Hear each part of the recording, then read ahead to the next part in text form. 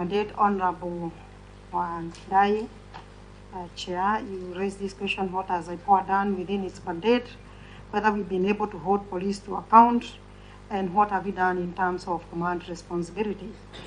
I would say that Ipoa has done a lot. Probably one of our deficiencies is not going too much to the media. But in terms of accountability, we've done a lot. We've done many recommendations.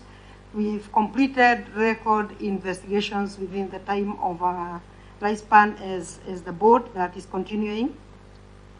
And indeed, we find ourselves between a rock and a hard place. Here we are being told we haven't done enough. You talk to the police officers, they don't want to see us. They say we are the worst team that ever came into being.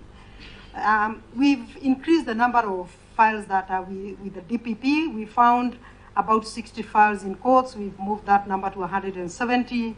We have over 380 files lying at the DPP. And in total, we've forwarded over 500 files to the DPP. So a lot has been done. We've engaged DPP to try and see how that process can move faster. And at one point during the former DPP, he established a human rights desk to help review those files. And there are 2 points to it. One could be those that we have recommended prosecution so that they make progress, and could be those that are pending and the officers need to be exonerated and the cases are still pending. So it cuts both ways. When these files are not attended quickly, there are those officers who are suffering, their files are still pending. And also there are those Kenyans whose files need to be prosecuted and the files are pending. It's work in progress. There are many reasons that are being given for this, including the fact that DPP, of course, receives files from many people, and those files are handled against the capacity that that office has. In terms of command responsibility, we've tried. We have Baby Pendo case, which was initially done public inquest, and the judiciary recommended prosecution of very many officers. It was brought back to DPP. We supported DPP in investigating that case, and our conclusion was that there must be command responsibility. Again, that file is still sitting with the DPP. But our recommendation is that there has to be an element of command responsibility in certain matters. Baby Pendo is a good case. There is a case we call Nambale that was withdrawn without further consultation to us, where we had made recommendation for command responsibility. Again, that office does not report to us in terms of oversight. So when cases are withdrawn, the law allows them to do that. There is nothing much we can do. But in terms of Ipoa position, there are instances where there is need for command responsibility. In terms of the next question that the chairman asked was deaths and injuries arising out of the demonstrations. The report that we shall be submitting has that data. In summary, we received 237 complaints involving 359 complainants.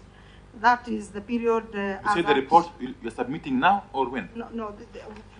The report you shall be submitting has got that data?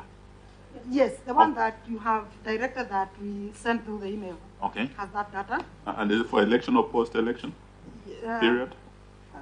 CEO will be speaking into that, but it's also available. That data is also available. In terms of demonstrations, we received 237 during this period, between Sabasaba and the time there was ceasefire when this team was established. We received 237 complaints involving 359 complainants. Deaths that we received as Ipoa are 57 that are under active investigation. Some of them are the tail deaths. Deaths that we have captured, deaths, V4. Of death? Yes. Within the period of demonstration. That you confirmed? That the reports that Ipoa has. The data that we have on deaths is 57. Not 73? Not 73. And this is how they are classified. Kisumu 33, Nakuru 2. Slowly. Nairobi 20. Come again? They are all under investigation, but Kisumu we had 33, Nakuru 2, Nairobi 20, Kakamega 2. Injuries were a number of them, and all that data is in this report that we shall be submitting to the committee.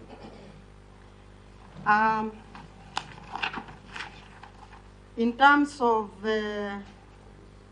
extrajudicial killings and the ability to institute private prosecution, I think Honorable Omar has already spoken into that. We've been seeking prosecutorial powers because you are a government entity, and you have had the position of the crafters of these documents. The position is that there should be separation of powers, and therefore, as a government entity, unless this team gives us prosecutorial powers, the law ties us to make recommendations to the Office of the Director of Public Prosecution. So are you saying the law is such that it constrains you yes. from undertaking private prosecution? Yes. Yes. Explicitly? We cannot do private because you're government.